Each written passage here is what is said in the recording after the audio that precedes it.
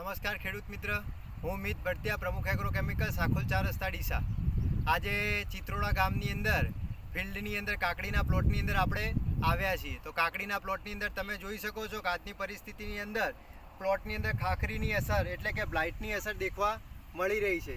આ બ્લાઇટની અસર શેના કારણે અત્યારે દેખાય છે તો જોઈએ તો વાતાવરણની અનિયમિતતા, ટેમ્પરેચર વધ ઘટના કારણે આ બ્લાઇટની અસર ખેતરની અંદર દેખવા મળી રહી છે. તો હવે આને રોકવા માટેની દવાની વાત કરીએ તો આની અંદર બ્લાઇટ માટેની રીડોમિલ ગોલ્ડ, પોલેરો, ફેન્ટીગેમ આ ત્રણમાંથી કોઈ પણ એક દવાનો ઉપયોગ કરાય, જેના કારણે બ્લાઇટનો કંટ્રોલ થઈ જાય. અને સાથે સાથે જો જોઈએ તો એની સાથે પીજીઆર પ્રોડક્ટ એડ કરવામાં આવે, જેમ કે ઇસાબિયન છે, એમ્બિશન છે કે સિયાપ્ટોન છે.